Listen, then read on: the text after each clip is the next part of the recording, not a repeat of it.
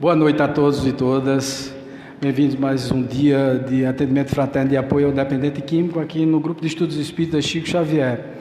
Hoje nós temos o nosso João Batista Sobrinho, que vai proferir uma palestra. Como sempre, as palestras de João são palestras maravilhosas, todos saem daqui renovados, porque João tem um bom conhecimento da doutrina espírita e tem a eloquência, aquele dom de falar e ser compreendido, que poucos têm. E é muito bom sempre ouvir o João.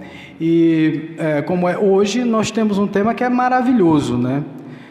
Que é morrer, você até pode, mas desencarnar é mais difícil, né? É mais ou menos isso. Morrer é fácil, desencarnar nem tanto. Então é por aí a palestra de hoje, uma palestra maravilhosa. Prestem atenção, porque existe uma grande diferença mesmo entre morrer e desencarnar, viu? Prestem atenção. Então eu chamo aqui o nosso João Sobrinho para começar a sua palestra e dar o seu recado. Valeu?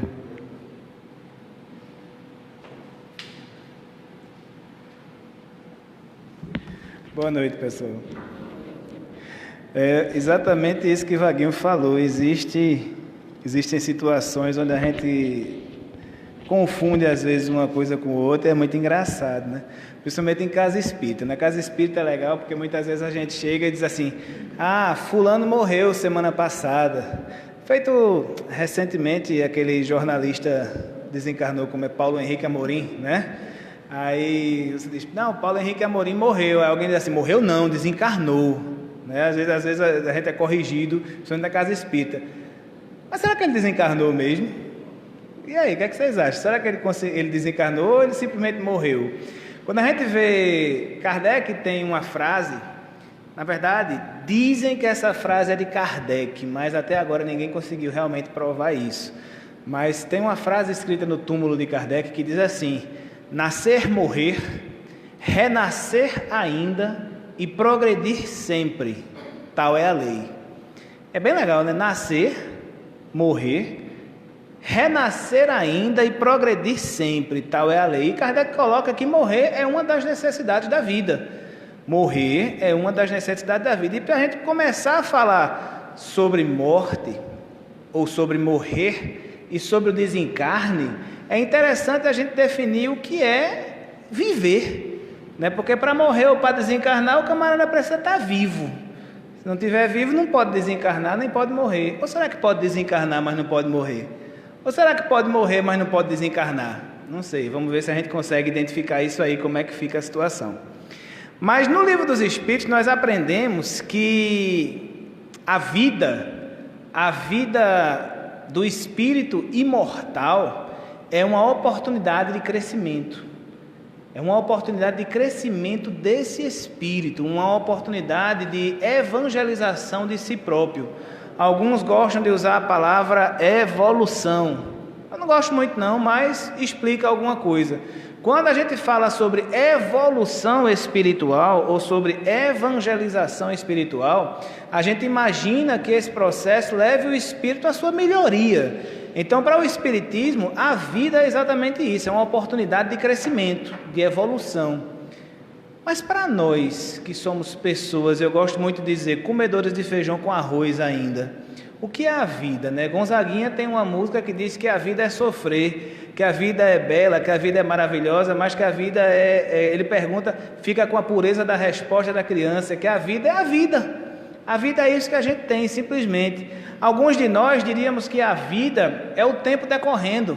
Se a gente for parar sobre a questão de avaliar a vida como movimento dos corpos que nela existem, a vida é o tempo correndo, é o movimento. Alguns de nós atribuem a vida à companhia de uma pessoa. E muitas vezes a gente diz: se fulano morrer, eu morro junto. Se fulano sair da minha vida, eu morro também, né? Então, outros de nós dizemos que a vida é sofrer. Alguns de nós dizem que a vida é sofrer. Eu prefiro dizer que a vida não é sofrer. Eu prefiro dizer que a vida é uma coisa maravilhosa. Agora, no meio do caminho, eu faço um bocado de besteira, eu tenho que me reequilibrar. A vida não tem culpa das besteiras que eu faço. É feito, Vaguinho estava falando aqui agora há pouco, a gente tem o livre-arbítrio. E a vida não nos diz o que fazer. Lá no Livro dos Espíritos, no início do capítulo 4, logo no iniciozinho, debaixo do nome do capítulo 4 do Livro dos Espíritos, a gente vai encontrar que para os seres orgânicos, a vida é nascer, crescer, reproduzir e morrer. E isso relativo, claro, à vida fisiológica, à vida dos seres orgânicos, à vida dos homens, animais e plantas aqui no nosso planeta. Mas será que a vida simplesmente se trabalha nesse processo? E aí quando a gente começa a estudar o capítulo 4 do Livro dos Espíritos, onde lá diz que a vida fisiológica ela tem um roteiro, né? Ela tem uma sequência: nascer, crescer, reproduzir e morrer. A gente entende que a fisiologia, tudo aquilo que é físico, tudo aquilo que é fisiológico, obedece essa sequência, obedece essa sequência de fatos: nasce, cresce, reproduz e morre. Nós também somos assim. O nosso corpo, papai e mamãe tiveram Joãozinho novinho, Joãozinho nasceu. O corpo de Joãozinho, o corpo físico de Joãozinho, fisiológico, nasceu. Joãozinho está crescendo, Joãozinho reproduziu e um dia Joãozinho vai morrer, porque isso faz parte do nosso ciclo da vida fisiológica aqui na Terra. Mas a vida fisiológica, na questão 63 do Livro dos Espíritos, nós vamos entender que somente o corpo não é vida, e somente a energia ou o princípio vital também não é vida. A gente vai aprender que a vida só existe fisiologicamente, fisicamente, a vida orgânica, ela só existe quando a matéria está animada pelo princípio vital. E o que é estar animada pelo princípio vital? Ela está unida, espírito e matéria, por essa energia universal que o Espiritismo chama de princípio vital. E o princípio vital é aquilo que todos nós temos, maior ou menor quantidade, e absorvemos ainda do universo. Absorvemos do alimento, absorvemos do ar, da luz solar, das plantas, daquilo tudo que nós ingerimos, porque temos necessidade desse princípio vital. Muitas vezes, Vaguinho falava aqui sobre a questão dos vícios, do sexólatra, do alcoólatra, de uma série de situações, e muitas vezes essas pessoas que escolhem, vamos dizer assim, exagerar na parte fisiológica, exagerar nas sensações, exagerar naquilo que nos desgasta fisicamente, essas pessoas vão lentamente exaurindo o seu princípio vital, exaurindo a sua energia, aquilo que nos faz ser quem somos, que nos faz ter a vida. E pode acontecer, isso não é uma regra, mas pode acontecer dessas pessoas morrerem fisicamente, pelo menos, morrer o corpo físico precocemente, por falta dessa energia, porque exauriram o seu corpo. Às vezes a gente brinca muito dizendo isso, mas vocês já viram uma pessoa que tem 30, 40 anos, às vezes 45, mas parece que tem uns 70, que é todo acabado, aquele decrépito, muito, muito prejudicado. Aquela pessoa já gastou tanto do seu princípio vital que hoje ela está precisando receber. Hoje ela está precisando de uma transfusão, entre aspas, de um princípio vital. E isso é possível, por incrível que pareça. Ela pode absorver o princípio vital na alimentação, pode absorver no ar, nas luzes, na energia solar, na vegetação e também através do passe. Quem é passista sabe que muitas vezes aplica um passe que quando termina fica tonto, de tanta energia que aplicou ali. Está rindo, né? E é exatamente isso que acontece. Naquele momento você doou, além da energia espiritual que a gente recebe no passe, também da nossa energia animalizada para aquela pessoa que estava precisando mais do que a gente. Ainda bem, né, que a gente pode doar. E aí acontece isso. Mas o princípio vital é esse laço. É esse laço que prende, une espírito e matéria. Uma vez eu estava brincando, conversando, mas eu disse que era uma colinha, que ela serve para unir espírito e matéria. E aqui a gente pode dizer isso. O princípio vital é essa colinha que une o espírito e a matéria, e essa união de espírito com matéria produz a vida física, a vida do corpo físico, porque a vida do espírito é imortal. né? Nós nascemos como espíritos, somos criados simples e ignorantes das mãos de Deus em algum momento da nossa existência, e aí nunca mais morremos espiritualmente. Mas esse corpinho lindo e maravilhoso que Deus me deu, daqui a mais ou menos uns 120 anos ele vai morrer. Mais ou menos isso. Tá pouco, né? 150, pronto. Daqui a mais ou menos uns 150 anos ele vai morrer. Oi? Olha aí, de sentado ainda dura mais se brincar, viu? Sentado ainda dá uns 170. Isso, gente, vocês sabem que isso é brincadeira, mas é só para a gente ter uma ideia do quanto dura. É exatamente isso. Na nossa vida fisiológica, o nosso físico, a gente não tem uma duração plena para isso, né? A gente não sabe. Tem pessoas que com 30, 40 anos tem um ataque cardíaco, morreu, passou. Tem pessoas, um dia desse eu estava vendo uma reportagem de uma senhora chinesa que disseram que ela era a mulher mais velha do mundo, tinha 117 anos, se eu não me engano. E perguntaram a ela qual era o segredo da longevidade dela. Ela disse: vinho. Eu não bebo água, eu só tomo vinho. Então vamos tomar vinho, que vinho é legal, tá? Brincando. Mas é o que é que acontece? O nosso corpo físico, ele é animado por esse princípio vital, e esse princípio vital, unido à matéria, faz com que exista vida, vida fisiológica. Se a gente agora sabe o que é vida, fisiologicamente falando, o que é morte? O que é morrer? E aí normalmente a gente diz, morrer é acabar a vida do corpo.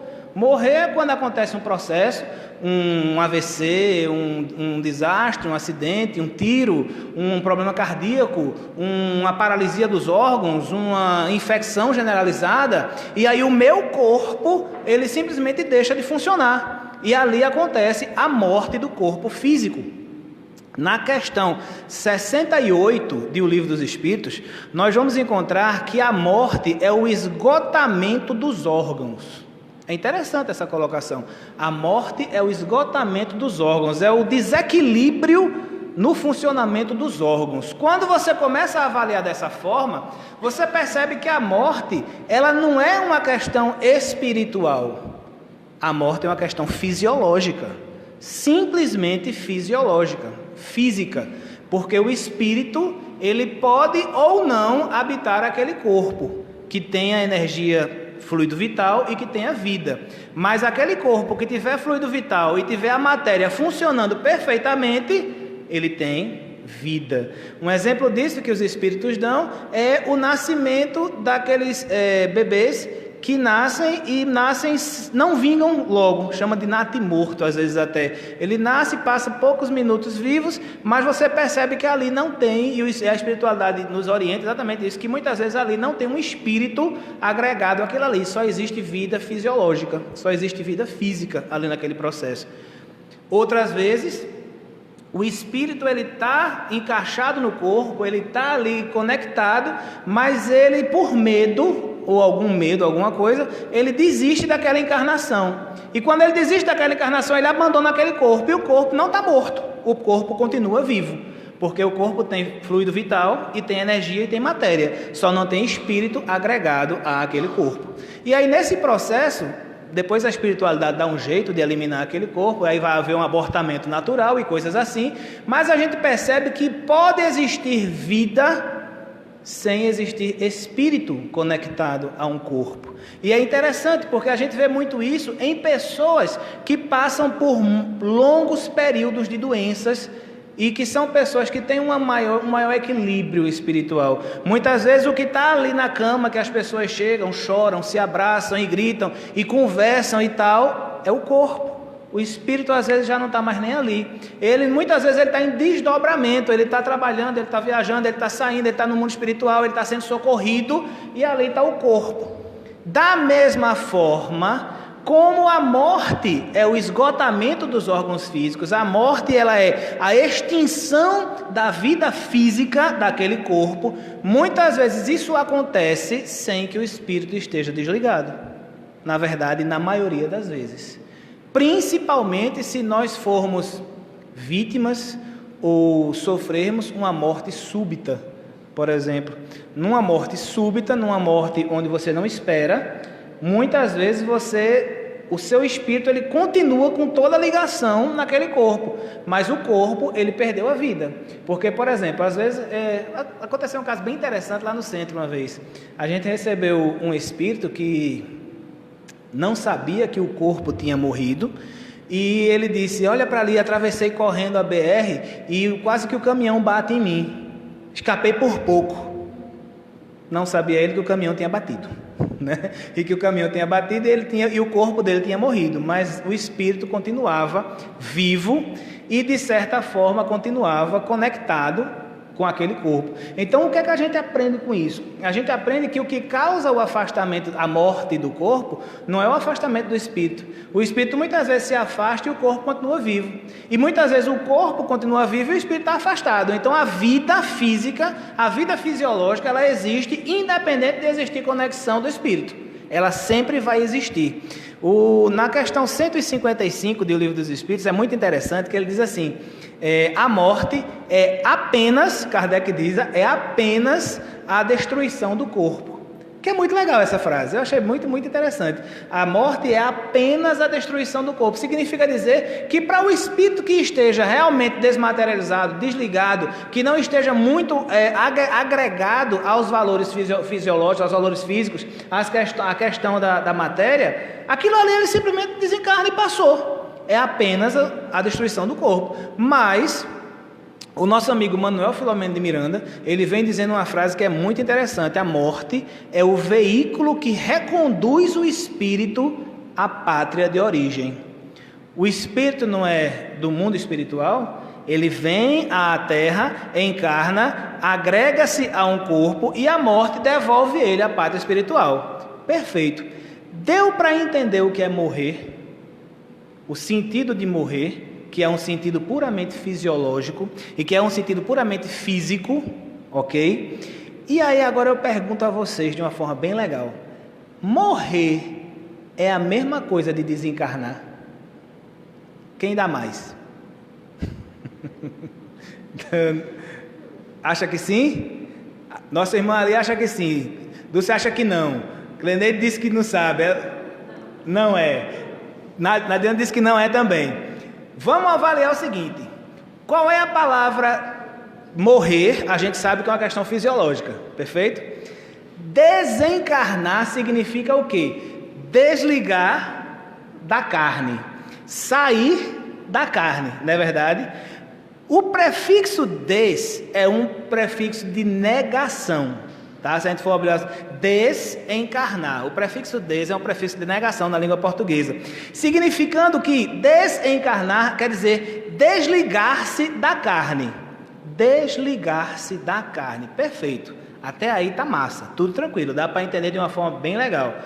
Só que o que é que acontece quando a maioria dos espíritos, o corpo físico dele morre? Vamos parar para observar no que a gente leu nos livros de Chico, nos livros de Emmanuel, de André Luiz, de Joana, nas reuniões mediúnicas que a gente vê, nos relatos que a gente escuta. A maioria dos espíritos, quando o corpo físico morre, esse espírito fica numa boa, tranquilo, não está em sofrimento, vai para a colônia espiritual e fica lá por um bom tempo? Não.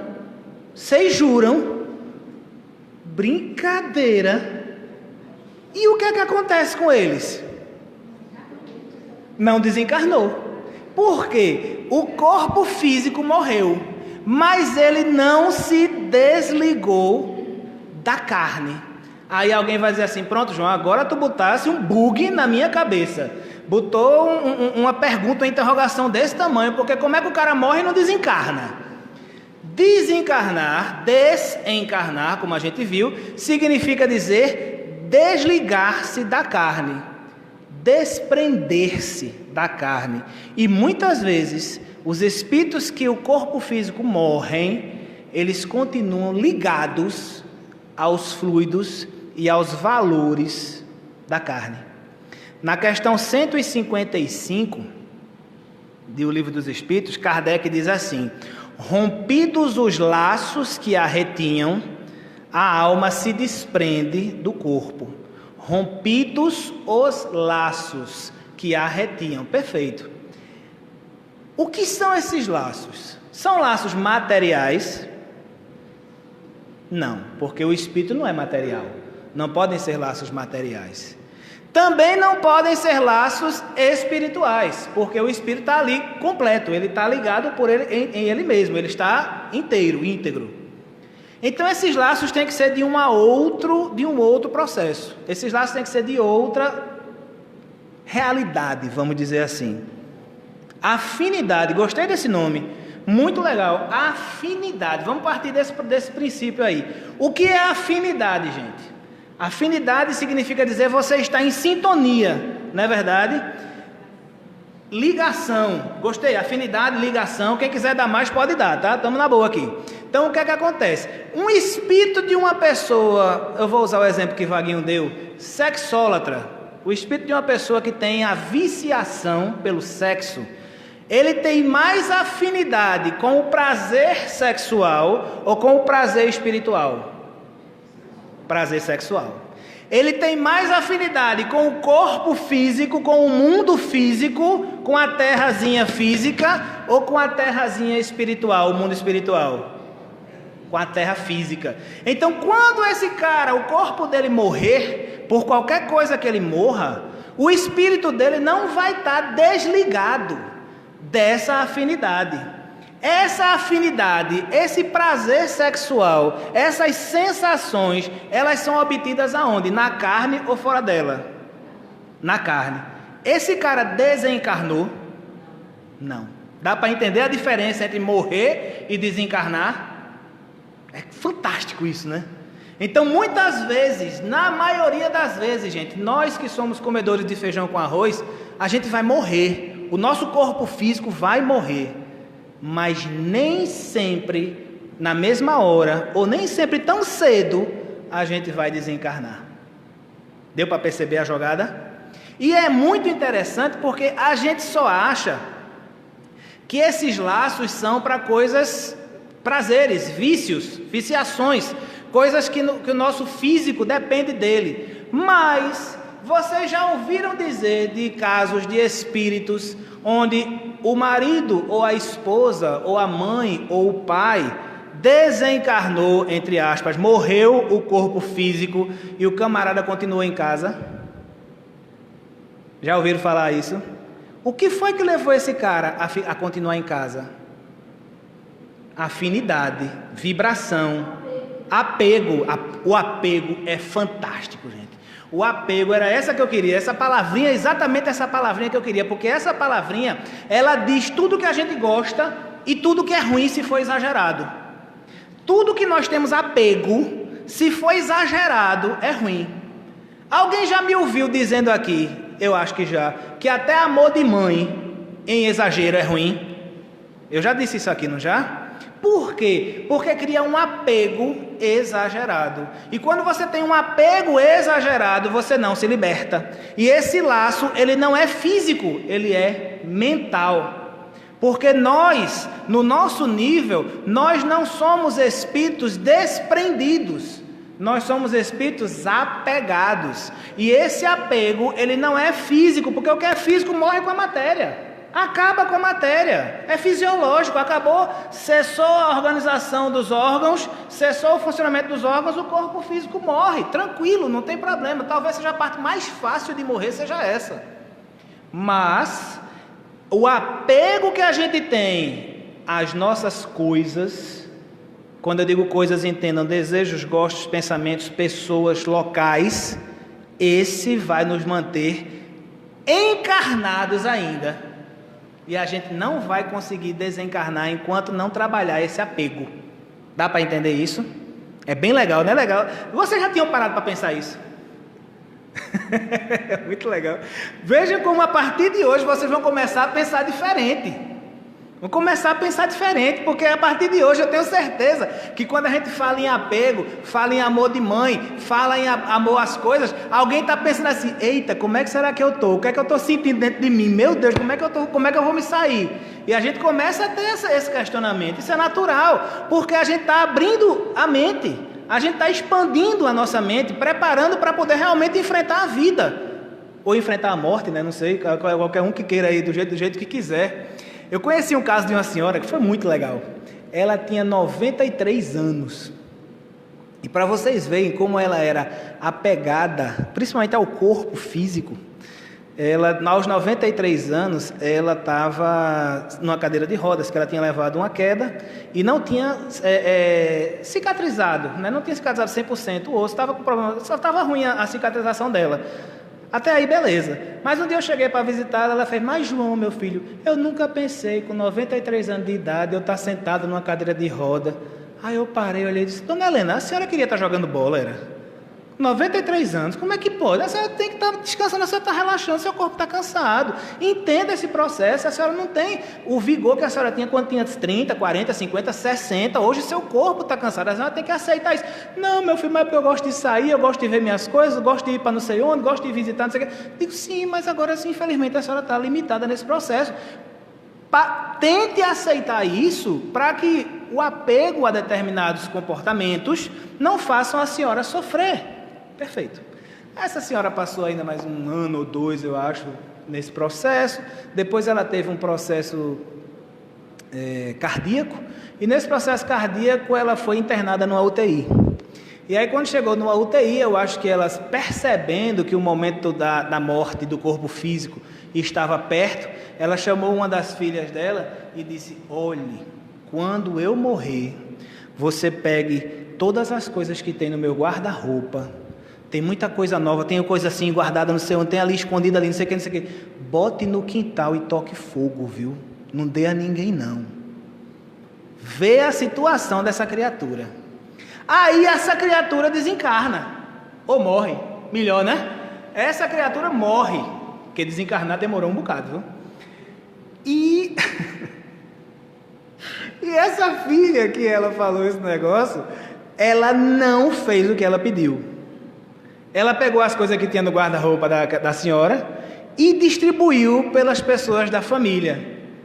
Essa mulher deve estar se moendo no túmulo até hoje, porque ela não queria isso, ela queria que tocasse fogo. Aí vieram me perguntar: o que é que tu acha? Eu digo: toque fogo. Mas eu digo: toque fogo, minha filha, senão ela vai ficar juntinho de você não sei quanto tempo. Não, mas... Bom, o problema é teu. Quem vai arranjar um obsessor, feito o Vaguinho estava dizendo aqui, não sou eu, né? Então tá na boa, tá tudo certo. Tu quero nada. Pode ficar com tudinho aí, tá tudo certo. Essa criatura desencarnou? Não, certamente não.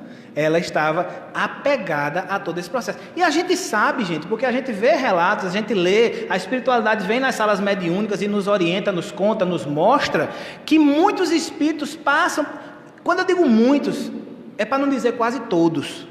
Porque, na verdade, eu acho que mais de 95% dos espíritos passam por esse processo. Porque, veja, vocês estão pensando que eu estou brincando, claro, isso é um fato, tá? Isso aconteceu de verdade, mas é um exemplo onde a gente pega apego a coisas materiais, apego a corpo físico, por exemplo, mas existem outros apegos que a gente não imagina. O apego de uma mãe quando desencarna, quando morre o corpo físico, para ela ficar junto dos filhos, porque ninguém sabe cuidar do filho igual a ela. Porque ninguém sabe amar meu filho como eu amo. Como é que meu filho vai ficar depois que eu desencarnar? Vai ficar contigo do lado dele, Gota Serena, porque tu não sabe como é que é o processo.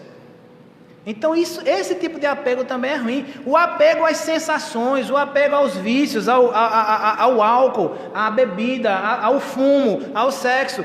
O apego a falar da vida dos outros é uma coisa maravilhosa. Já pararam para pensar isso? Quando a gente morrer, que a gente não desencarnar, aí está ali aquele grupo de espírito desocupado, olhando a vida dos outros, eu vou para lá também, porque a minha vibração é aquela. E aí é onde a gente vai entender como a vida funciona. E aí o que é que acontece? Vocês já ouviram, claro, relatos dessa forma, e talvez até já tenham ouvido espíritos falando isso, dizendo que se arrepende do tempo que perdeu, por conta disso. Aí o que é que acontece? Lá no Livro dos Espíritos, na questão 155 também, ele diz assim: para aqueles cuja a vida foi toda material e sensual, o desprendimento é muito menos rápido, durando algumas vezes dias, semanas, meses, e eu acrescento anos, décadas ou séculos. Por quê? Porque ele fala aqui só de matéria e sensualidade. Mas existe apego maior do que o amor doente? O amor doente é um apego muito maior do que a matéria, muito maior do que a sensualidade. E o amor doente, ele demora, porque você não acha que você está fazendo erro. O camarada que é materialista, que ele é agarrado à matéria, feito o Vaguinho falou aqui que não queria muito dinheiro, para não sair no orgulho, para não cair na coisa. Mas quando o camarada é apegado a esse tipo de coisa, no fundo, por trás de todo aquele processo, ele tem a consciência dizendo a ele, bicho, isso é errado. Ele sabe que é errado. É muito mais fácil a gente convencer uma pessoa dessa que ele está errado. Um espírito que foi apegado à matéria, um espírito que era vicioso, um espírito que é violento, um espírito que é mentiroso, é muito mais fácil você conversar e convencer um espírito desse que ele está errado e ele se libertar do que um espírito que ama e está junto por amor. Aí ele vai fazer todo aquele, meu mal é amar, meu problema é novela mexicana. Por quê? Porque o cara diz assim, porra, eu amo minha família, eu quero ficar junto dela. Qual é o mal que tem nisso? Tem que quando a gente aprende que a vibração, os fluidos de um espírito desencarnado não são compatíveis com os dos encarnados. E muitas vezes aqueles fluidos, por melhor que seja a intenção do cara, vão influenciar de forma negativa, prejudicar as pessoas que ele ama. Daí que ele entenda isso, demora um bocado, porque o cara não acha que está errando. Então é muito interessante quando a gente parece. E aí, quando Kardec, a espiritualidade, através de Kardec, diz dias, semanas e meses, esqueceram de dizer os anos, esqueceram de dizer os séculos, porque vocês sabem disso, e a gente sabe que existe, a gente lê, a gente vê, a gente recebe visita de espírito sofredor, que está há 30, 40, 50 anos. Que está há 100, 150 anos no sofrimento, principalmente se for na maldade. Maldade, por bem que eu diga, também é apego. O que é que vocês acham? Cleide disse que sim. Dulce disse que sim também. A menina aqui também disseram que sim. Eu também acho que a maldade também é apego. Apego a quê? Ao prazer que ela me dá. Eu sou ruim, segundo a filosofia, porque eu sou ignorante. Né? A maldade só existe porque não se conhece o bem. Então a filosofia diz, e o espiritismo diz isso também, que a maldade existe porque não se conhece o bem. Perfeito. Mas quando eu faço uma coisa ruim, eu estou tendo um benefício, e eu sou apegado àquele benefício. Quando eu mato alguém para pegar as coisas dele, o meu benefício é pegar aquelas coisas, e eu gosto daquilo ali. Quando eu maltrato alguém para me sentir superior, o meu benefício é me sentir superior, e eu gosto daquilo ali. Então a maldade também gera apego, e nesse processo, quem está na maldade também vai ter dificuldade para poder largar a maldade, porque gosta. Dá para entender a situação? Quando a gente começa a entender isso aí, a gente tem que parar para avaliar aquilo que a gente tem dentro da gente. Porque se a gente não avaliar, a gente pode cair nesse mesmo erro, nesse mesmo ciclo vicioso.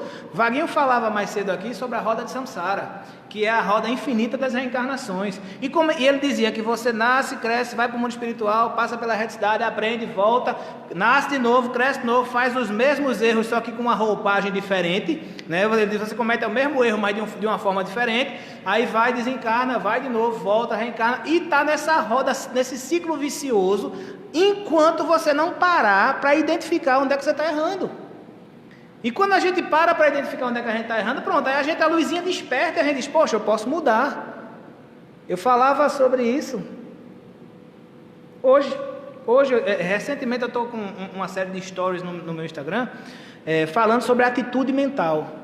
E o que é atitude mental? Atitude mental são as crenças e valores que eu tenho dentro de mim. E essas crenças e valores vão fazer de mim quem eu sou. Vão fazer de mim o que eu sou. Vão fazer de mim aquilo que eu tenho para dar para o mundo. Quer ver uma crença negativa, uma crença limitante que nós temos, por exemplo?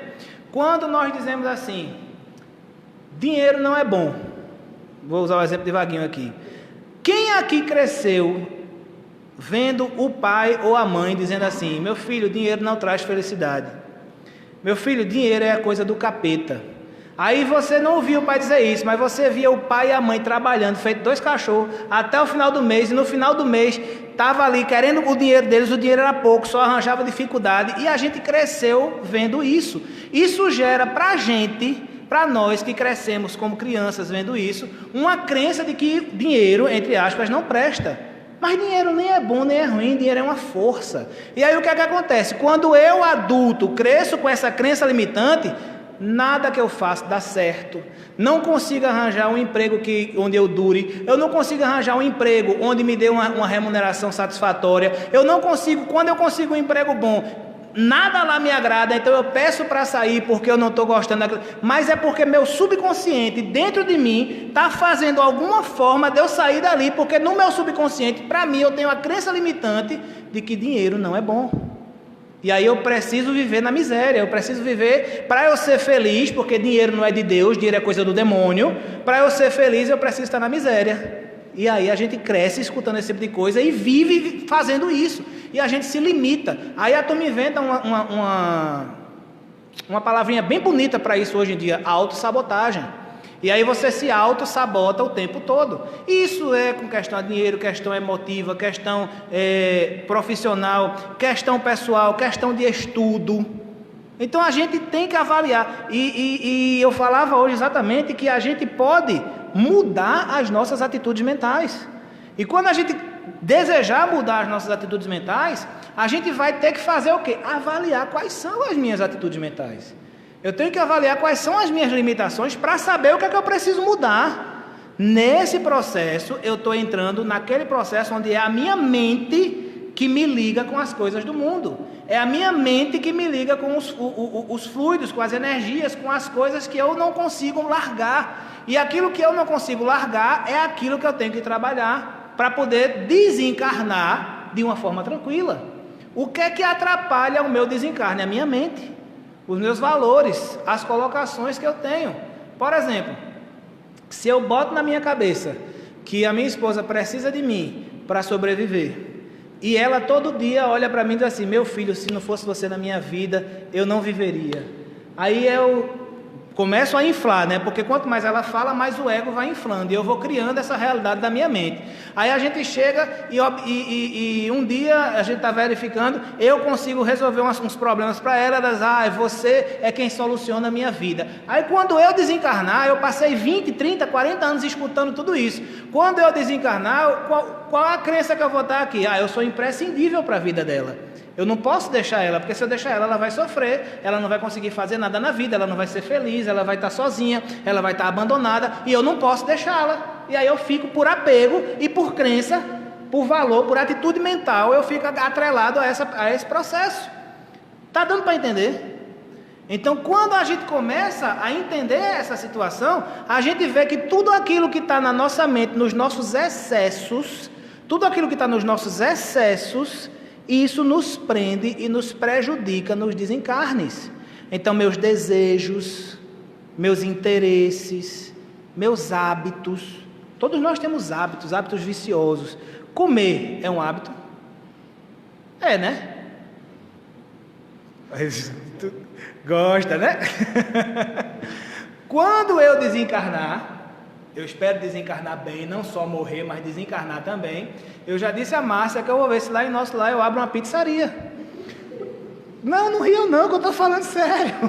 Aí eu vou fazer o quê? Eu vou vir aqui nas pizzarias, captar o fluido das pessoas que estão comendo, envasar num vaso fluídico e levar para nosso lar para vender o fluido das pizzas. Por quê? Porque eu gosto de pizza. Então esse é o processo. Se eu não aprender que para desencarnar bem eu tenho que me livrar dessa vontade, desse hábito que eu tenho, eu vou sofrer. É capaz de quando você chegar numa pizzaria, tá lá meu espíritozinho lá, opa, agora eu vou comer ali com fulano. E eu me encosto assim e vou comendo junto da pessoa. Isso eu estou dizendo brincando, mas isso acontece mais do que a gente imagina, tá certo? Então, viciações, prazeres, tudo aquilo que dá prazer a gente é viciante, né? No consultório, por exemplo, você recebe um cara que é alcoólatra, ou que é dependente de droga, ou que tem, sei lá, qualquer vício aí na situação que o cara tenha. Ninguém vai fumar maconha porque quer fumar maconha. Ninguém vai encher a cara de álcool porque quer encher a cara de álcool. O cara vai fazer aquilo porque ele quer fugir da dor.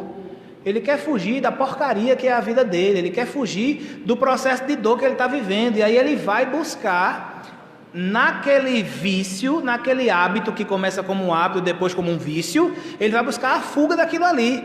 E quando ele desencarnar, ele vai fazer o quê? A mesma coisa. Ele vai buscar exatamente as mesmas coisas. Então o corpo físico dele morre, mas ele não desencarna, ele continua ligado a todo o processo, todos aqueles condicionamentos, todos aqueles hábitos, aqueles vícios, aqueles desejos, aqueles gostos que ele tinha quando estava na carne, quando estava vivo no corpo. Por quê? Porque isso são hábitos mentais, não são hábitos fisiológicos. É interessante, a ciência hoje que eu digo assim, já há mais de 10 anos, a ciência hoje já pode curar qualquer vício em drogas. Existe um tratamento que, se eu não me engano, são 13 ou são 17 dias. O cara leva vários coquetéis, o cara leva um bocado de droga, ele fica internado, ou é 13 ou é 17 dias. Ele sai de lá sem a mínima química do vício no corpo. Fisicamente, ele sai completamente curado do vício químico. Mas o vício mental não tem quem cure, porque apenas a própria pessoa pode escolher mudar. Apenas a própria pessoa pode escolher o que vai fazer. Hoje eu, inclusive, falava exatamente isso. Eu dizia que, nesse processo que a gente está fazendo de mudança de atitude mental, João, nem qualquer outro terapeuta pode fazer nada não. Quem faz é a pessoa. A pessoa é que escolhe se vai mudar ou não. A pessoa é que escolhe se está na hora de mudar ou não. E muitas vezes eu digo, às vezes assim, brincando, mas falando sério, a pessoa é que escolhe se já sofreu o suficiente ou não. Porque às vezes a gente não sofreu o suficiente para ter força para mudar. Às vezes a gente precisa sofrer mais um pouquinho, que é para poder entender que aquilo ali não presta, e aí a gente tem força para mudar. Tranquilo. Por que eu digo isso? Porque muitas vezes a gente está... Sacanagem. Vamos dizer que eu fosse um alcoólatra. E nesse processo de eu sendo alcoólatra, quando eu chegasse em casa embriagado, caindo, arriando, às vezes machucado, aí minha esposa me desse cuidado, atenção, carinho, me botasse na cama, me tratasse bem, tudo das contas de mim, papapá. E no outro dia, quando eu acordasse, aí ela viesse, você é doido, você é isso, você é aquilo, papapá. O meu subconsciente, ele vai dizer, ele vai gravar nele que é melhor para mim eu estar bêbado ou eu estar bom. É melhor eu estar o quê? Bêbado. Porque quando eu estou bêbado, ela me dá carinho. Quando eu estou bom, ela me dá rela. Ela me dá briga. Eu vou querer briga? Quero não. Meu subconsciente é assim, vai beber, meu filho, que é para você ser feliz. Quando a gente desencarna, morre o corpo físico, é a mesma coisa. A gente vai manter as mesmas tendências que a gente tinha quando estava encarnado, quando estava no corpo físico, quando estava vivo, no corpo, vivo fisiologicamente falando. Então, na nossa mente, isso tudo, todos esses conceitos, todos esses condicionamentos, que isso é condicionamento, a gente acha que só se condiciona animal é racional. Não, mas o ser humano ele também é condicionado. Quer ver uma coisa legal que prova o condicionamento que a gente tem? Todo mundo tem um parente chato, não tem? Todo mundo tem um parente chato, menos eu, né? Mas todo mundo tem um parente chato. E muitas vezes, esse parente ou essa parente, ele tem uma voz que só de escutar lhe irrita. Não é verdade? Às vezes você tem uma pessoa que só de você escutar a voz lhe irrita. Se o cara não estiver nem perto de você, mas você escutar a voz dele chegando na esquina, você já não se irrita? O cara não disse nada para você. Ele não fez nada com você, ele nem falou com você, mas o teu organismo, o teu subconsciente, ele está tão condicionado a se irritar com a presença dele, que até a voz do cara lhe irrita. Então a gente é assim. Quando a gente desencarnar, a gente vai continuar do mesmo jeito, condicionado a tudo aquilo que está gravado no nosso espírito. Aí uma vez eu disse isso para o cara, para uma pessoa, ele disse, não, João, não é no espírito, é no perispírito. Aí eu disse, por quê? Não, porque o perispírito é onde grava tudo que a gente aprende, tem a memória perispiritual. Eu digo, beleza, vamos parar para avaliar. Deixei o cara para lá, porque não valia a pena brigar com ele, nem conversar com ele não ia entender mesmo, estava na boa. Mas eu vou explicar para vocês, porque vocês vão entender a diferença. Quem é que deseja? É o espírito ou o perispírito? O espírito. Quem é que tem raiva? É o espírito ou o perispírito? Quem é que gosta das coisas? É o espírito ou o perispírito? Quem é que sente prazer? É o espírito ou o perispírito? Então essa bomba toda está gravada onde? No espírito ou no perispírito? No espírito.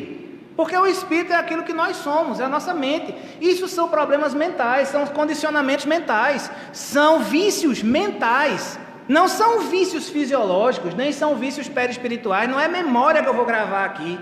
São vontades minhas, e a vontade é do espírito. Quem pensa, Kardec diz que o atributo principal do espírito é o pensamento. E se o atributo principal do espírito é o pensamento, quem pensa é o espírito. Quem sente é o espírito ou o perispírito? O espírito. Então isso já responde tudo. Quando alguém disser a vocês que está gravado no perispírito, não escute não, é tudo no espírito. Na boa, tudo no espírito, sem sacanagem. Vamos parar para avaliar. A nossa mente, eu digo muito isso, que quando vocês me escutarem, por exemplo, falar em mente, entendam espírito. E quando vocês me escutarem falar espírito, entendam a mente, porque é a mesma coisa. No nosso nível é a mesma coisa, não tem diferença. A gente não tem como separar a parte do sopro vital, que é o espírito, da parte pensante, que é a mente. No nosso nível ela é uma coisa só. O sopro vital e a mente e a parte pensante estão unidas. E vai continuar assim por muito tempo, até talvez um dia a gente chegar no estado de Jesus, quem sabe? Mas até lá, o espírito e a parte pensante estão unidas numa coisa só. A gente não tem como separar as duas coisas no nosso processo. E aí o que é que acontece? Cada um tem essa marca, esse vestígio, essas tendências gravadas dentro do seu espírito. E para cada um se livrar disso vai depender da sua evangelização. Quer falar? Para cada um se livrar disso vai depender da sua evangelização, vai depender, como muitas pessoas gostam de dizer, do nível de evolução de cada espírito.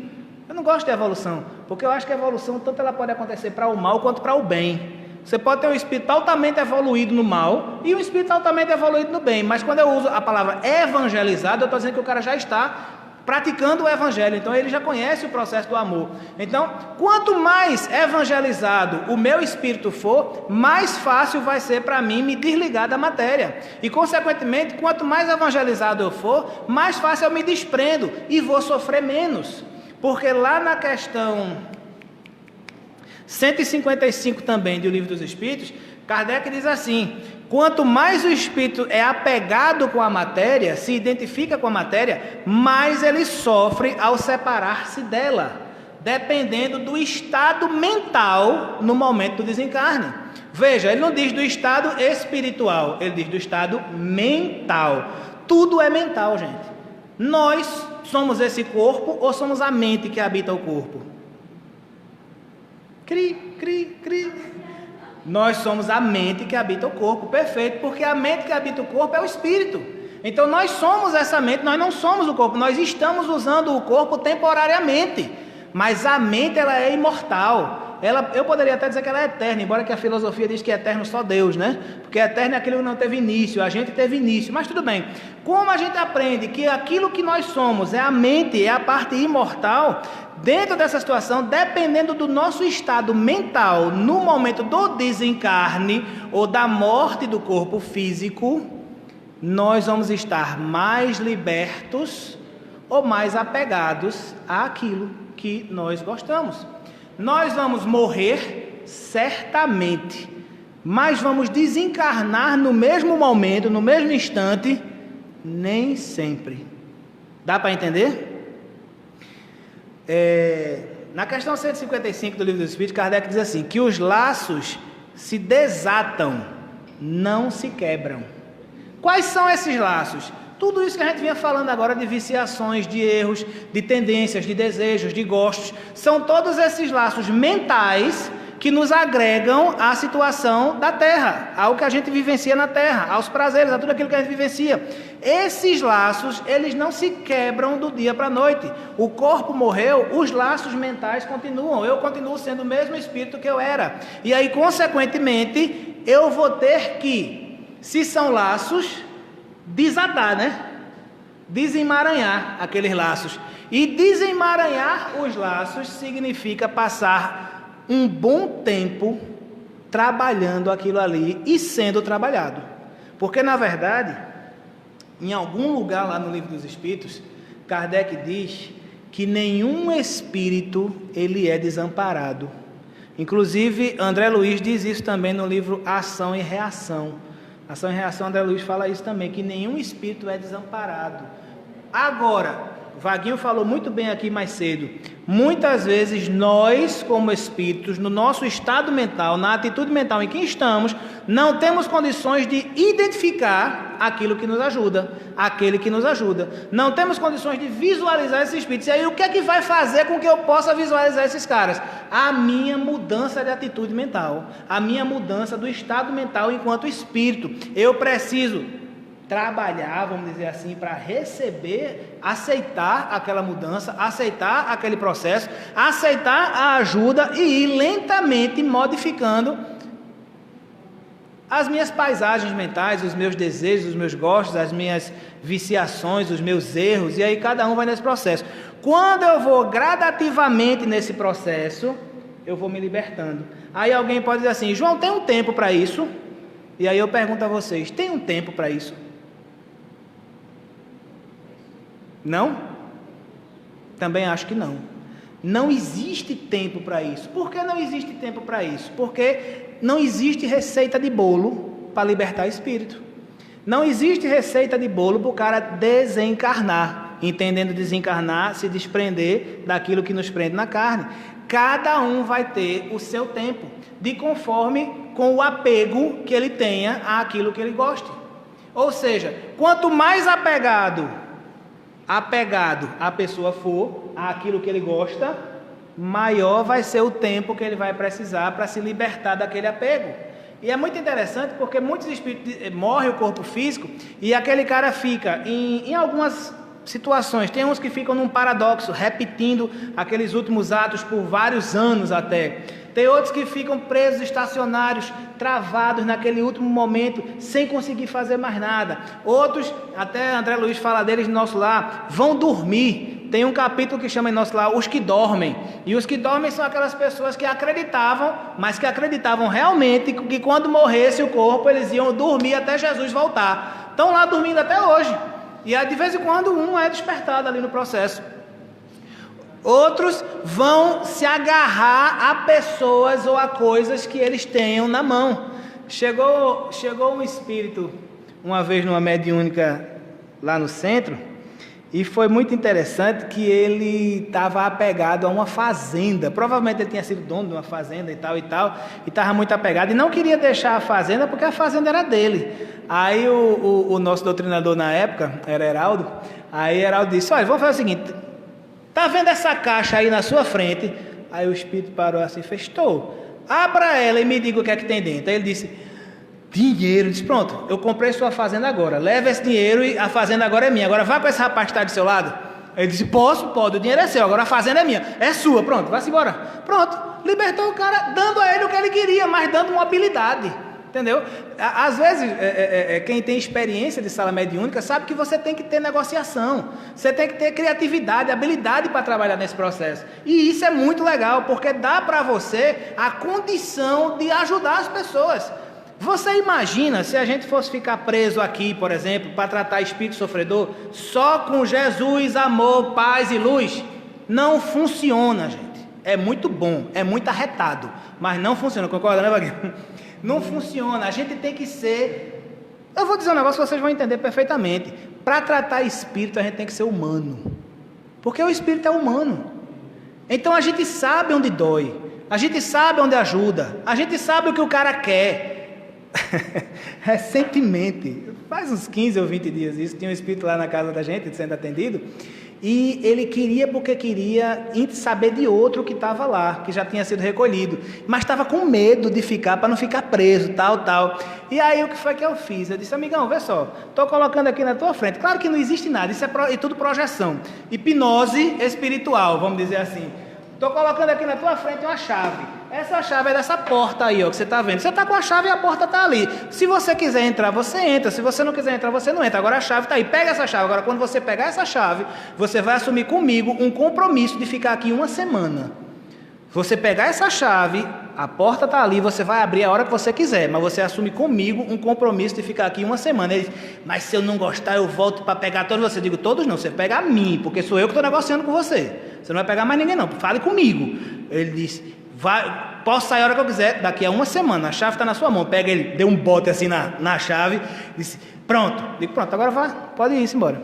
Aí, quando foi essa semana, segunda-feira é a nossa mediúnica, esse jovem voltou, e aí quando ele voltou, que a gente percebeu que era ele, eu disse, e aí amigão, como é que foi a semana, você está bem? Tô. Digo, vou lhe dizer uma coisa, dentro de você, você está em dúvida, se você volta para onde você estava, ou se você continua aqui dentro, com essa experiência nova que você está. E vou dizer outra coisa para você, posso lhe fazer outra proposta?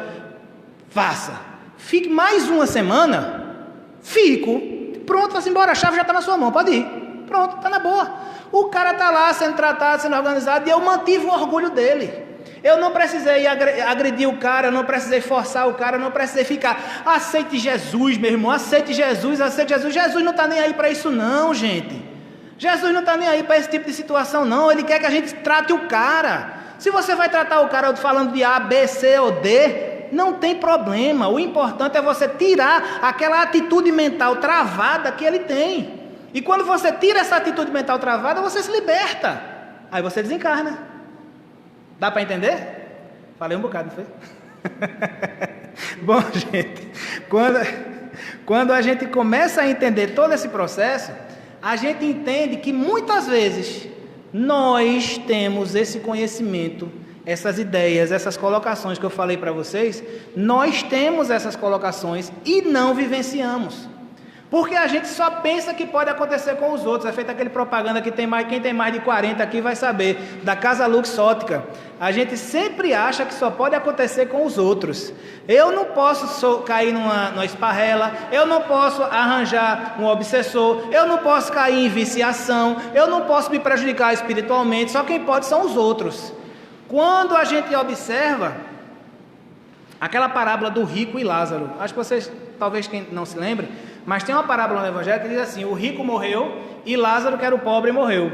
E quando o rico morreu, ele pensava que ia para o céu, que ia para o Sheol, mas ele não foi para o Sheol, ele foi para o Hades, ele foi para o inferno lá, e lá ele estava sofrendo. E do outro lado do rio, o rio Estige, ele via Lázaro e Abraão abanando Lázaro e cuidando dele. Quer dizer, Lázaro estava no céu, o rico estava no inferno. Aí, de cá do inferno, ele disse, pai Abraão, permite que pelo menos eu vá avisar meus irmãos, para que eles não venham parar aqui. Aí Abraão disse com todo carinho, mas com a graça de um Emmanuel, eles têm as leis e os profetas, eles que as sigam. Nós temos as leis e os profetas, e a gente pode seguir, a gente pode se livrar desse processo todo, para desencarnar tranquilo, para desencarnar sem peso, sem dor, para realmente quando o corpo físico morrer, a gente desencarnar mesmo e não ficar agarrado a esse pedaço de carne, ou essas emoções, essa atitude mental travada que a gente muitas vezes fica. Basta que a gente entenda o que está fazendo aqui. Eu já disse aqui, casa espírita não é só para atender espírito. Casa espírita é para a gente aprender espiritismo, mas aprender espiritismo não é decorar, é sentir, é viver, é entender o que está acontecendo aqui. Você não precisa saber uma palavra disso aqui, mas entenda. Quando você entende, isso vem muito mais fácil para você. Quando você entende, você percebe que a coisa... Eu falava até isso com um amigo hoje. Quando você entende a transformação que você precisa e você aceita que você precisa daquela transformação, isso vem naturalmente. E hoje, eu até comentava com ele, comentei rapidamente com o Vaguinho, a gente fez um curso agora, passamos os 10 dias fazendo curso em São Paulo, e num processo desse curso, a gente fez um processo de consciência expandida. E foi muito fantástico esse processo de consciência expandida. E hoje... eu retorno desse processo, eu retorno de toda essa situação com muito mais tranquilidade para falar tudo isso que eu estou falando aqui para vocês, sem me importar e sem ter a dor na consciência. Será que Vaguinho vai gostar do que eu vou falar? Será que Nadiane vai gostar do que eu vou falar? Não, eu estou falando o que eu acredito. Eu estou dividindo o que eu sei, o que eu aprendi, o que eu passei 44 anos, 24 pelo menos deles dentro de casa espírita, para trazer para vocês o que eu sei. Agora, se vocês quiserem aceitar, assimilar, entender, questionar, perguntar, duvidar, tranquilo, porque é isso que faz crescer. É isso que faz a gente se libertar, entender o que a gente vive. A gente não precisa ser santo, a gente precisa tentar ser melhor. Basta isso. Reconhece-se o verdadeiro espírita pelo esforço que ele faz em domar as suas más inclinações. Então vamos tentar, com verdade, com seriedade, com muita vontade. E fazendo assim, a gente consegue. Jesus abençoe a todos vocês.